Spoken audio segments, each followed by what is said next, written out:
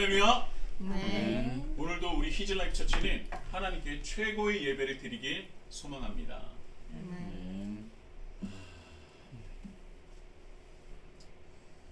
네, 바로 말씀으로 들어가도록 하겠습니다. 예수님께서 예루살렘에서 오리 정도, 그러니까 2km 정도 떨어진 베다니에 도착을 하셨습니다. 지금 상황을 보니 이미 나사로는 죽어 있는 것 같습니다. 그래서 많은 유대인들이 마르다와 마리아를 위문하기 위해서 찾아왔던 것이죠. 마르다는 예수님께서 오고 계신다는 것을 듣고 바로 맞이하러 나갑니다. 그러나 이 오라비를 잃은 마르다의 그 섭섭한 마음과 안타까운 마음을 감출 수가 없었던 것 같아요. 그래서 이런 말을 합니다. 주께서 여기 계셨더라면 내 오라버니가 죽지 아니하였겠나이다. 저는요, 이 말 자체가 작게 다가오지 않았습니다.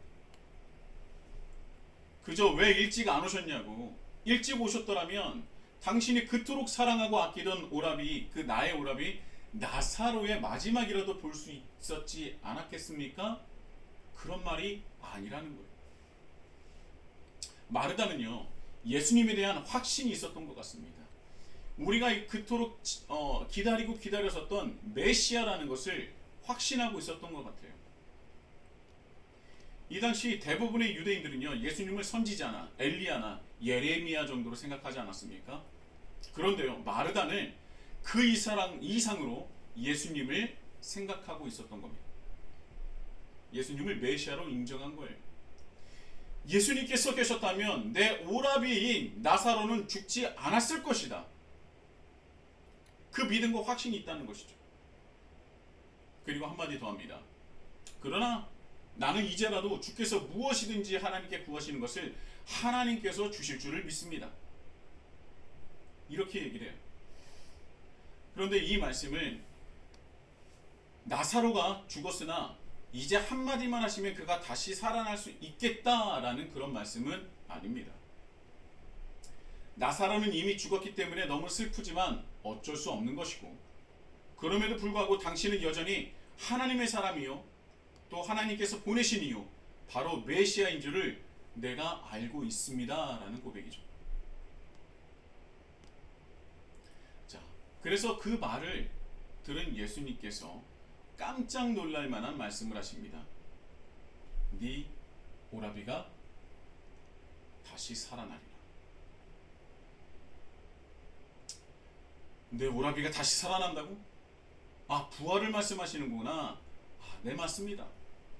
마지막 날 부활 때는요, 다시 살아날 줄을 내가 아나이다.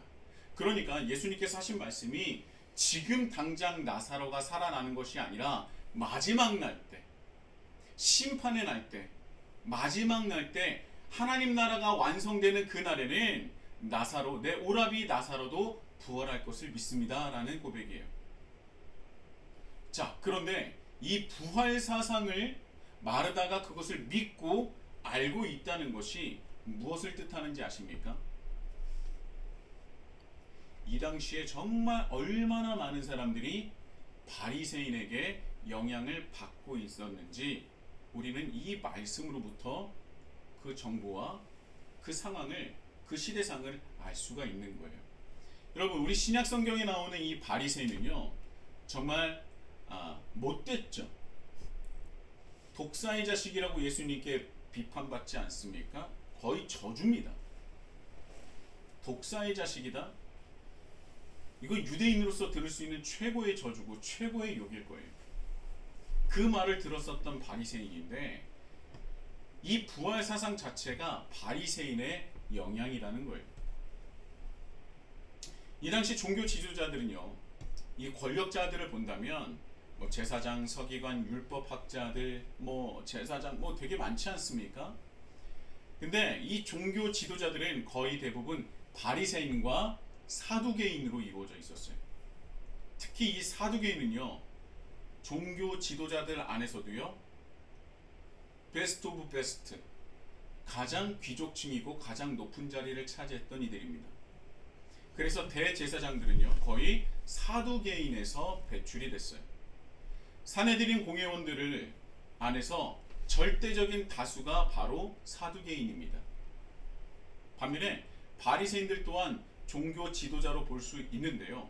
그들은 귀족 중심적이고 성전 중심으로 힘을 가진 사두개인과는 다르게 노동자들을 대표하고 있었고 성전이 아닌 회당을 중심으로 활동을 했었던 인물들이 바리새인입니다. 바리새인이에요. 그런데 왜 사두개인과 바리새인을 말씀을 드리냐면 사두개인은 대제사장이며 성전을 중심으로 막강한 권력과 막강한 재원을 가진 이들이에요. 그런데 그들은 부활을 믿지 않았습니다. 그런데 반대로 바리새인은 부활을 믿었죠. 대제사장이라고 하면 유대 사회에서 최고의 위치와 최고의 권력과 최고의 지식층으로 알고 있는데 이 대제사장을 따르는 제사장들과 서기관들과 율법학자들이 질비한데 그들이 부활을 믿지 않는다? 그들은 부활을 인정하지 않았어요. 그렇다면 대제사장이 사두개인이고 사두개인들이 부활을 믿지 않는다면 부활을 인정하지 않는다면 일반 유대인들도 부활 사상을 인정하지 않고 받아들이지 않아야 하는 것이 당연하지 않습니까? 그런데요. 그럼에도 불구하고 마르다는 부활을 믿고 있었다는 거예요. 우리가 흔히 놓치는 것이 무엇이냐면 2024년에 제가 바리새인에 대해서 수주에 걸쳐서 말씀을 전한 적이 있습니다. 바리새인은 신약 성경에서 굉장히 비판받아야 되고 또 예수님께도 욕을 들어먹은 독사의 자식이기도 하고 권력의 정점이면서 수많은 사람들을 수탈하고 수많은 사람들을 비난하면서 낮추고 그러나 자기의 권력은 놓지 않으려는 그런 인물들로 해석이 되어지고 보이는데 그러나 원래 바리새인은요 유대인들에게 매우 존경받는 부류였습니다. 이 유대 이스라엘의 독립을 누구보다도 앞장섰던 이들이고요. 하나님의 백성인 우리가 이렇게 식민지로 땅을 잃고 수많은 제국들에게 통치를 받는 이유는 다른 이유가 있는 것이 아니라 우리가 하나님의 말씀을 제대로 가르치지 못했고 그러니 당연히 하나님의 말씀을 배우지 못했으며 그래서 우리가 하나님의 뜻을 따르지 못했기 때문이다라고 생각해서 종교개혁을 일으켰었다. 순수한 그 믿음의 열정을 가지고 종교개혁을 일으키고 일어났던 사람들이 바리새인이었어요. 그래서 바리새인들이 하나님의 말씀을 노동자들에게 다가가서 먼저 가르치기 시작합니다. 우리가 하나님께서 주신 말씀을 그 율법을 제대로 배워서 하나님 말씀대로 우리가 살아간다면 하나님께서 우리 민족과 우리나라를 다시 세우실 것이다.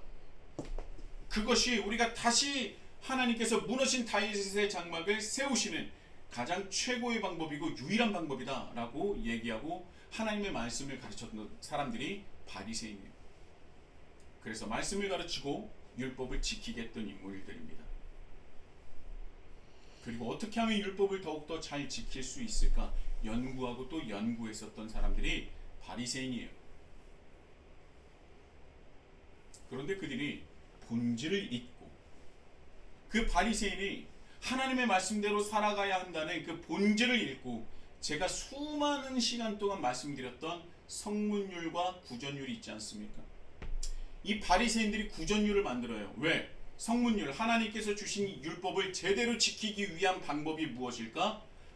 우리가 구전율이라는 율법을 만들어서 이 성문율을 더욱더 디테일하게, 더 세심하게, 더 잘 지켜보도록 하자. 그래서 구전율을 만들기 시작해서 율법화시킵니다. 근데 나중에 어떻게 됩니까?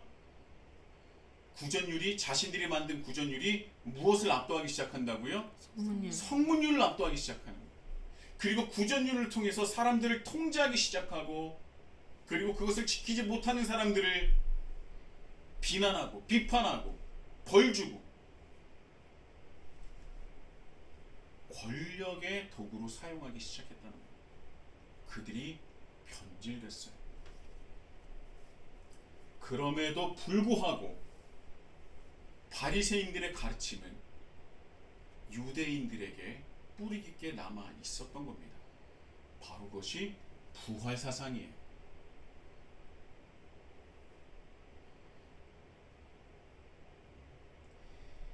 그래서 유대인들은요, 대제사장을 중심으로 한 사두개인들을 따르지 않고 오히려 노동자 중심이요 회당 중심으로 열심히 사역을 했었던 바리새인들을 존경하고 믿고 따랐다는 겁니다.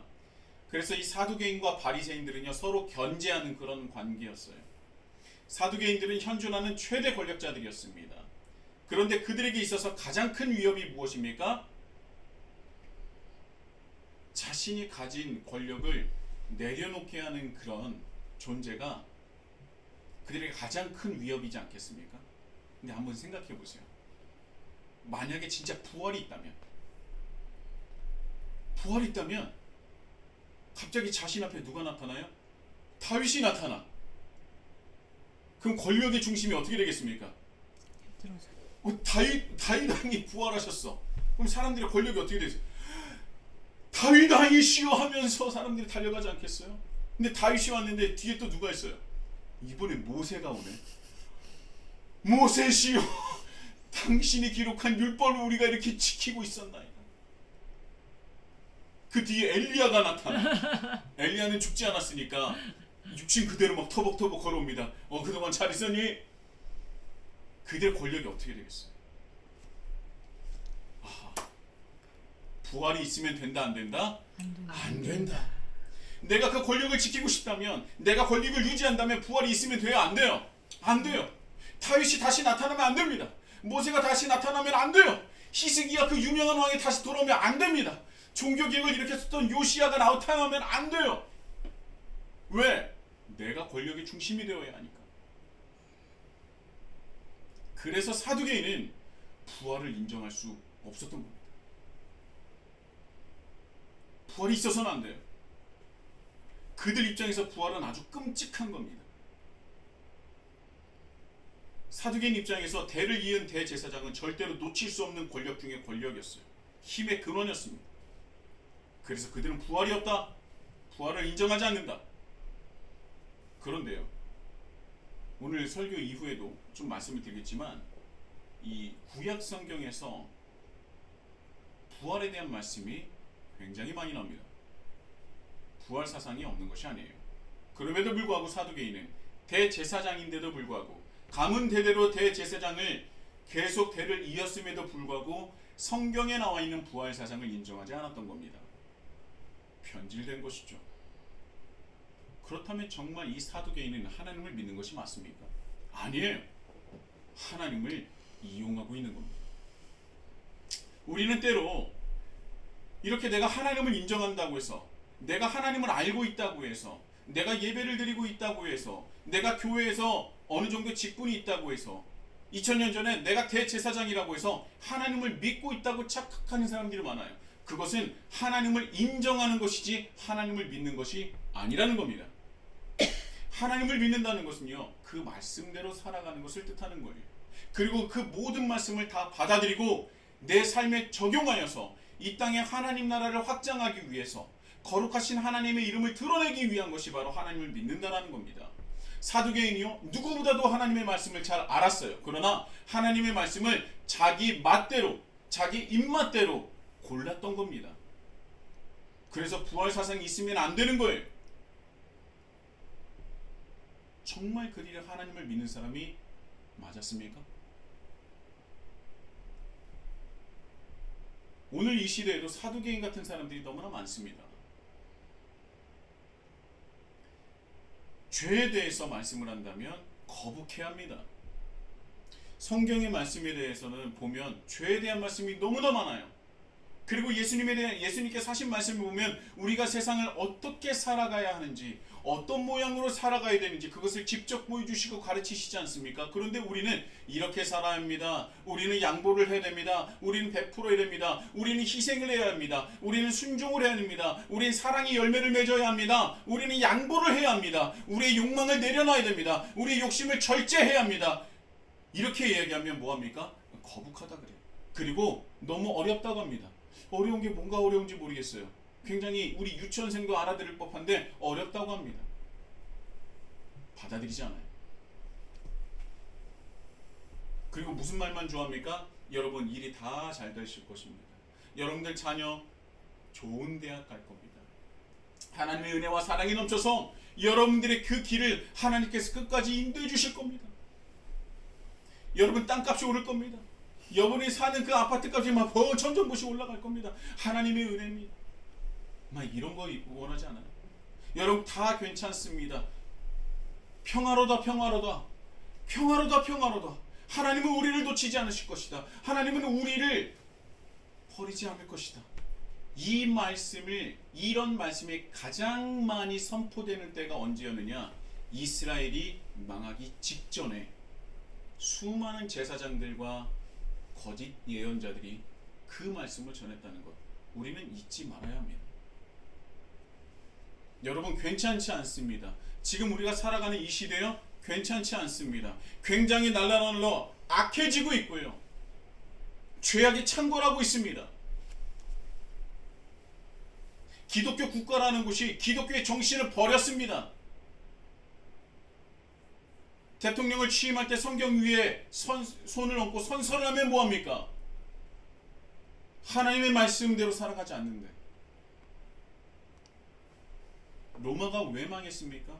수많은 역사적인 것들이 다 있어요. 그러나 우리 기독교적인 입장에서 봤을 때 로마 제국이 하나님의 도성이요, 하나님의 제국이고 하나님의 나라라고 생각했었던 그 로마가 무너졌었던 이유는 그들이 하나님 말씀대로 살아가지 않았기 때문입니다.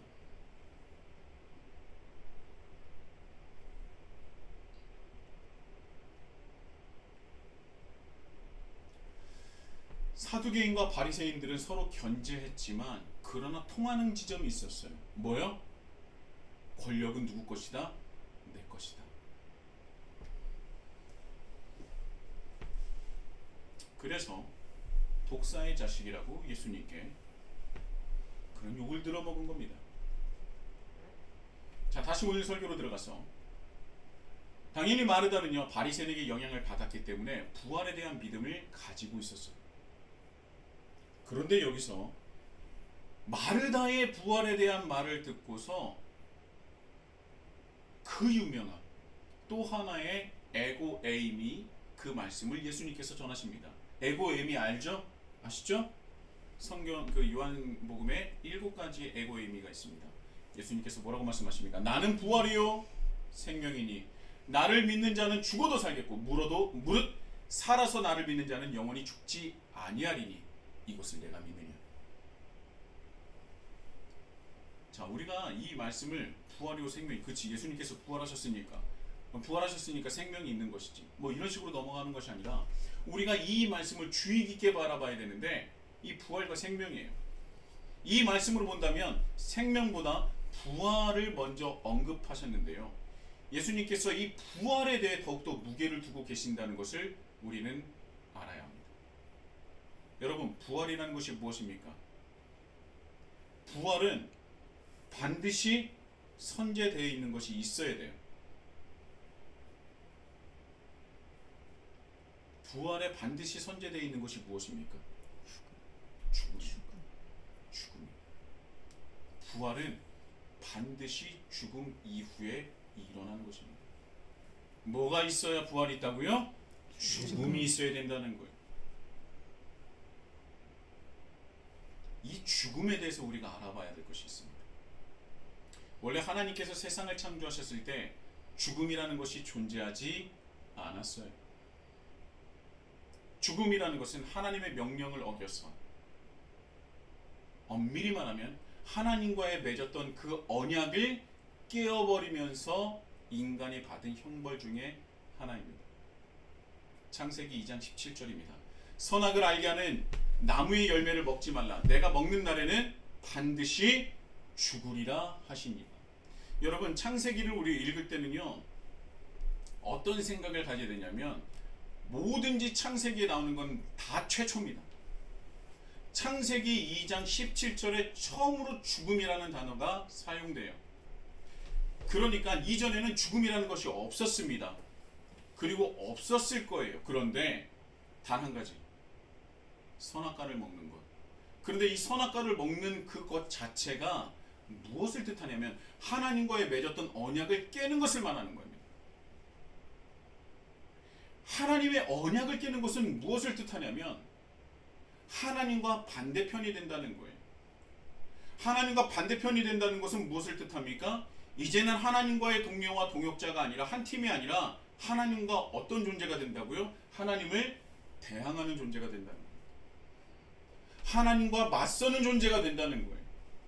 하나님과의 맺었었던 그 언약을 깬다는 것은 이제는 내가 하나님을 위해서 사는 것이 아니라 내가 하나님과 동등하게 하나님을 대항하며 하나님을 맞서면서 살겠습니다 라는 것과 동일한 겁니다. 그래서 죽음이 생겨나게 돼요. 그래서 하나님과의 맞선, 하나님과의 대항, 이것이 바로 곧 죽음을 뜻하는 겁니다.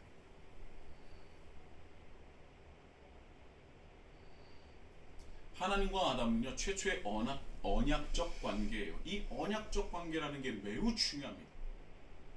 단순하게 명령을 해서 기계적으로 넌 그렇게 해야 돼 라는 것이 아니라 언약적인 관계는 뭐냐면요 상호작용이 있는 겁니다.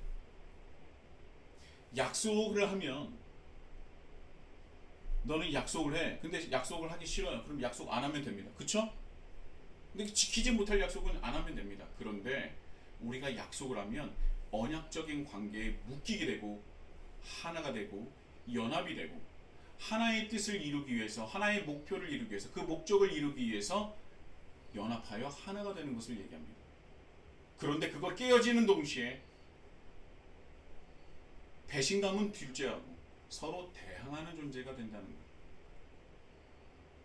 그래서 아담의 죄 지음은 아담이 스스로 어떤 존재가 되느냐? 하나님과 대항하는 존재가 되었다는 것이고 그 이후에 불순종이라는 것이 생기게 된다는 거예요. 언약 관계가 깨어진다는 것은 곧 무엇을 뜻한다고요? 죽음을 뜻합니다. 성경에서 말하는 죽음은 그런 죽음이에요. 서로 절대적인 사랑과 신뢰관계, 그런데 그것을 아담이라는 인간이 또한 지금도 살아가는 우리가 그 언약을 깨어버리는 겁니다. 그것이 죄고 죄는 곧 죽음을 뜻합니다. 그래서 이 죽음에 대해서 김혜건 교수님은 이렇게 정의합니다. 죽음은 죄의 결과이고 죄는 하나님과의 언약적 분리이다. 하나님에 대항하여 하나님과 맞서면서 사는 자기 폐쇄적인 삶이다. 이것이 죽음이에요. 죽음이라는 것은 하나님과의 언약적 분리인 것이고 이 언약적 분리는 곧 하나님에 대한 저항이며 대항한다는 것을 뜻한다는 거예요. 원래 사람은요 다른 생명체들과 달리 하나님께서 천지창조를 하실 때 다른 생명체들과 달리 하나님의 형상으로 지음받았다고 말씀합니다. 여기서 형상이라는 제가 누차 말씀드렸지만 하나님의 뜻을 깨닫고 하나님 뜻대로 이 세상을 통치하는 대리 통치자를 뜻하는 거예요. 우리는 특별한 존재는 아니지만 하나님께서 특별한 뜻을 가지고 우리를 선택하신 겁니다. 다시 강조하여 말씀드리지만 하나님의 뜻을 깨닫고 하나님 뜻대로 통치하는 것이 바로 하나님의 형상이에요. 자신이 권력을 가지기 위해서 하나님을 이용하거나 하나님의 말씀을 인용하는 것이 아니라는 겁니다.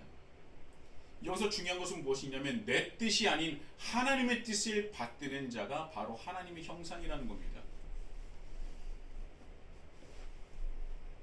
요즘에 막 정치권에서 뭐 하나님의 뜻이다 하나님의 뜻이다 막 이렇게 얘기하는 사람들이 있는데요, 그런 하나님 뜻이다라고 정치권에서 얘기하는 사람들은요 간단합니다. 그냥 믿고 걸으시면 됩니다.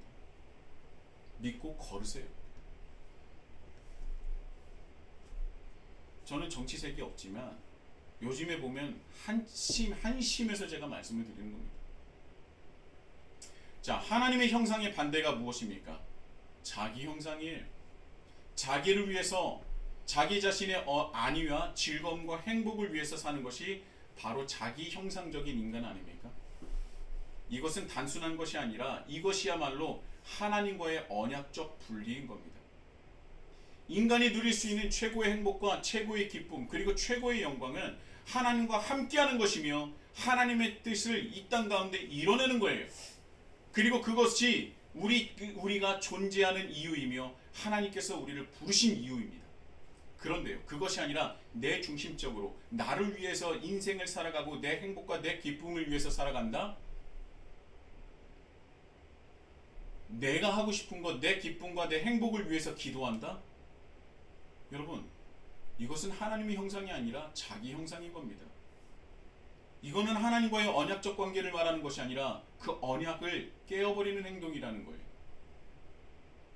하나님을 믿는다는 것이 무엇인지, 하나님과의 언약 관계가 무엇인지를 모르는 사람이야 하는 짓인 거예요. 기쁨이라고 해서, 행복이라고 해서 다 같은 기쁨과 행복이 아닙니다. 누구를 위한, 누구를 향한 그 기쁨과 행복인지를 우리는 구분할 줄 알아야 된다는 거예요. 바로 여기서요, 영원성이 나옵니다. 여러분, 우리가 요즘에 유튜브를 많이 보지 않습니까? 참 유튜브에서 보면요, 정말 화려하게 사는 사람들이 참 많은 것 같아요. 여러분, 정말 수백억 원짜리 요트 타보신 적 있습니까?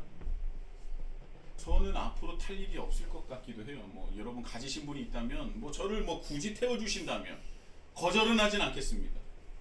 거절은 하진 않지만 탈 일이 있을까? 수백억 원 되는 요트 위에서 사람들이 술을 마시면서 뭐합니까? 놀고 자빠졌죠. 놀고 있는 거예요.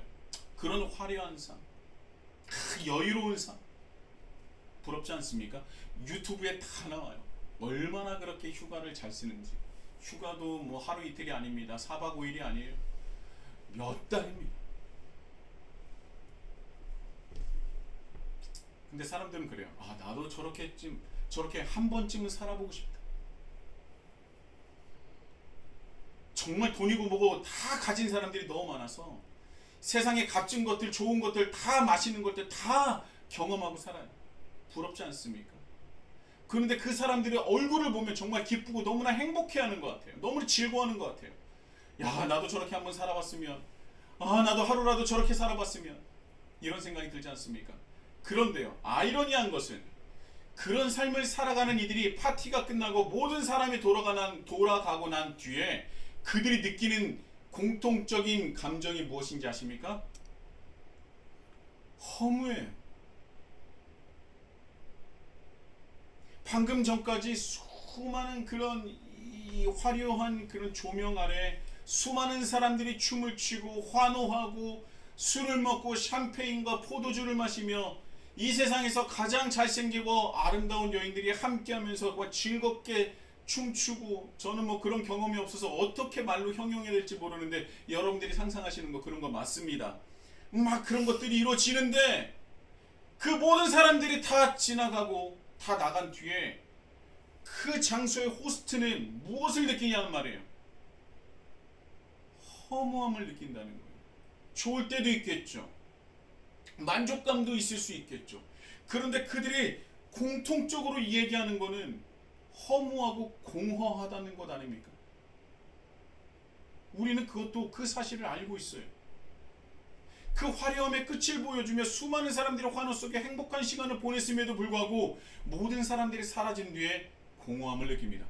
허무함을 느낀다는 거예요. 그래서 그들은요, 끝없이 파티를 열고 끝없이 뭔가를 더 채우려고 노력합니다. 술도 더 마셔보고 더 좋은 곳을 가보기도 하고 내가 가지지 못했던 것이 무엇인지를 더 찾아봐서 그걸 사기도 합니다. 그리고 손을 대지 말아야 될 그런 마약까지도 손을 대지 않습니까? 그런데요, 아무리 채워도 채워진 것 같지 않고 계속 비어있는 것을 느끼게 된다는 거예요. 왜요? 그런 모든 것들에는 영원성이 없기 때문입니다. 인간 자체가 그런 의도로서, 그런 목적으로서 창조되지 않았기 때문에 그래요. 그들이 가진 것의 10분의 1, 100분의 1, 아니 몇천분의 1도 가지지 못했지만 진정한 행복과 기쁨의 삶을 살아가는 사람들이 있습니다. 세상적으로는요, 가진 것이 적으나 그러나 누구보다도 활기차고 그 꽉 찬 삶을 살아가는 사람들이 있어요. 하나님의 형상대로 살아가는 사람입니다. 하나님의 형상대로 살아가는 사람은 허무할 새가 없습니다. 공허할 이유도 없고요, 공허할 여유조차 없습니다. 공허함을 느낄 공간 자체가 없어요. 왜요? 영원하신 하나님이 그들과 함께하기 때문입니다. 부어라, 마셔라, 채워라. 그러나 곧 비어지는 그 허무함이 아니라 하나님의 형상으로서 지음 받았기 때문에 하나님의 형상대로 살아가는 이들은요, 그 누구보다도 꽉 찬 인생을 살아가고 있다는 겁니다. 인간이 그렇게 창조되었기 때문에 그래요. 그것이 바로 하나님과 언약적 관계라는 겁니다. 그 언약적 관계를 이어가는 것이야말로 우리가 누릴 수 있는 최고의 기쁨이요 행복이요 즐거움이라는 겁니다. 영원성, 영원한 것이라는 것이죠. 영원함은요, 하나님만이 가시는 것입니다. 그렇기 때문에 우리가 하나님과 함께할 때 내 손에 가진 것이 적을지라도 영원을 품을 수 있기에 꽉 찬 인생을 살아갈 수 있는 것이죠. 그러나 많은 것을 가지고 있어도 내가 영원한 것을 가지지 않고 하나님 형상대로 살아가지 않는다면 공허함뿐이 없습니다. 그리고 내가 하나님을 믿는다고 생각하면서 그저 하나님을 인정하는 정도로 우리가 머물러 있다면 그 삶 또한 공허하기 짝이 없는 것입니다. 하나님을 인정하는 것이 믿음이라고 생각하는 사람들은요, 그 삶이 언약적 분리의 삶이라는 것을 잊지 말아야 돼요. 그것은 자기 폐쇄적, 자기 파괴적인 삶입니다. 하나님과의 단절은 죽음을 뜻하는 거예요. 하나님을 대항하는 것이고 하나님을 맞서는 것입니다. 아무리 가득 담으려고 해도요, 담아지지 않아요. 왜냐? 내가 나를 위해서, 나 중심적으로 나의 기쁨을 위해서 살아간다면 영원하신 하나님이 함께 할 수 없기 때문입니다.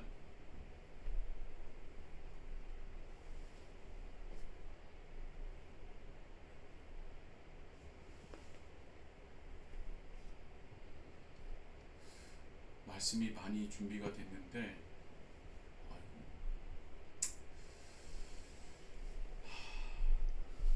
여러분, 그런데도 불구하고요, 그 죽음을 부활로 다시 생명을 얻게 하신 이가 바로 예수 그리스도입니다. 이제까지 우리의 삶은 하나님과 대항하는 그런 삶이었어요. 내 삶에 하나님은 없었습니다. 그냥 하나님을 인식하는 정도였죠. 하나님이 함께할 자리조차 없었습니다. 그저 하나님은 우리에게 있어서 필요할 때 찾는 분이었어요. 그건 언약적 분리의 삶이죠.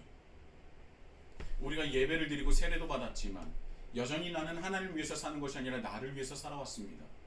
그래서 어느덧 변질된 바리새인들처럼, 그런 사두개인들처럼 나도 그리스도인이 아닌 일개 종교인으로 변질되었던 것입니다.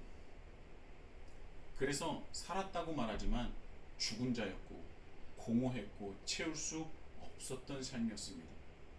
그래서 불평과 불만이 가득했고요, 결국은 자기 파괴적인 삶을 살아갈 수밖에 없었던 겁니다. 그러나 예수 그리스도께서 우리가 직면해야 할 그 죽음을 대신 짊어지신 거예요. 그리고 우리에게 새로운 기회를 주셨습니다. 죽음에 이를 수밖에 없는 우리에게 다시 시작할 수 있는 최고의 은혜와 최고의 선택할 수 있는 기회를 허락하신 거예요. 이제 우리는 예수님께서 이루신 부활을 받아들여서 분리되었던 하나님과의 언약적 관계를 회복해야 할 때입니다. 우리가 어떤 존재인지, 왜 이 땅에 보내졌는지, 왜 우리를 하나님께서 선택하셨는지를 깨달아야 할 때가 온 것입니다. 여러분, 하나님과의 그 언약적 관계로 우리는 다시 회복해야 합니다. 하나님의 형상을 다시 회복해야 합니다. 우리의 삶을 이제는 하나님과 대항하는 삶이 아닌 하나님과 맞서는 삶이 아닌 하나님과 연합하여 하나가 되는 삶으로 돌아가야 됩니다. 그 기회를 우리에게 주신 거예요. 무엇으로서요? 예수님의 죽음과 부활을 통해서 우리에게 생명을 주신 것입니다.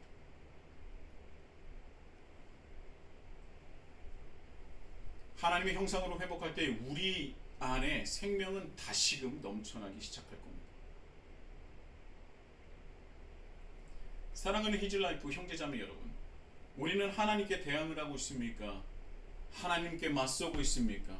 아니면 하나님과 언약적 관계로 연합하여 하나님의 형상대로 살아가고 있습니까? 우리는 하나님을 믿고 있는다고 하지만, 그렇게 말은 하지만 어쩌면 살았지만 죽어 있는 자인지도 모르겠습니다. 우리가 부활을 여전히 믿고 있음에도 불구하고 독사의 자식으로 불렸었던 그 바리새인들처럼 그리스도인이 아닌 종교인으로 전락해 있는 것은 아닙니까? 그러나 우리에게는요, 예수 그리스도가 있습니다. 언제나 늘 우리를 기다리시며 우리가 돌아오기를 기다리시는 예수님이 우리 옆에 계십니다. 언제나 우리에게 팔을 뻗으시며 손잡기를 바라시는 예수님이 계십니다. 우리는 언제까지 하나님께 대항하는 삶을 살겠습니까? 언제까지 하나님의 뜻이 아닌 나의 뜻과 나의 삶을 위해서 살아가시겠습니까? 언제까지 주일에 한 번 예배를 드리는 것으로 내가 그리스도인이다 말을 하는 그런 종교인의 삶을 살아가시겠습니까? 그 끝은 공허함과 허무함 뿐입니다. 내가 아무리 땅을 살 수 있어도, 내가 아무리 좋은 집을 샀음에도 불구하고요, 그 공허함과 채워지지 않는 것은 영원성이 없기 때문이죠. 그렇게 화려한 삶을 살아가는 것, 내 뜻대로 내가 나를 위해서 살아가는 것, 굉장히 달콤하지만, 너무도 가고 싶고 너무나도 하고 싶지만, 그것은 죄성이 뿌리 깊이 박힌 우리의 중독적이고 자기 파괴적인 삶이라는 것을 우리는 잊지 말아야 됩니다. 여러분, 우리는 이제 끊어내야 합니다. 공허함과 허무가 아닌 채워지고 차고 넘치는 영원성인 그 하나님과의 언약적 관계로 우리는 다시 회복해야 합니다. 끊어내야 할 것이 있으면 단호하게 끊어내십시오. 걷어내야 할 것이 있다면 걷어내십시오. 버려야 할 것이 있다면 버려내십시오. 하나님의 형상으로 회복하는데 방해되는 것이 있다면 그것은 내 욕망이요 욕심이며 세상적인 가치들입니다. 부활이요 생명이신 하나님께로 다시 돌아오셔서, 예수 그리스도께 다시 돌아오셔서 하나님과 하나됨으로 최고의 기쁨과 행복을 누리시는 우리 히즐라이프 처치가 되시길 예수님의 이름으로 축복합니다.